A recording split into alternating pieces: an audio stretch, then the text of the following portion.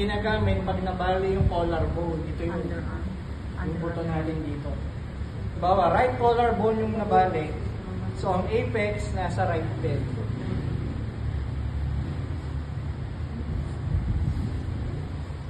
Sa arm sling, ang position ng arm, nakaganito lang. Pag underarm sling, yan. Kasi ito yung pinoprotection na natin. So, kukunin yung isang tail, ipapasok dito sa may kilikili. Kaya underarm ang tawag.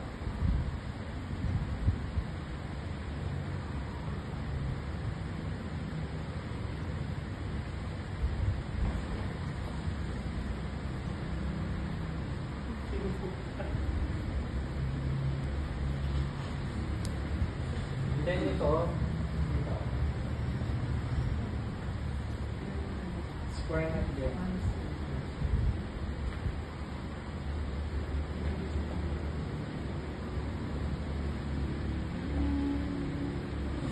Ito, squeeze leg.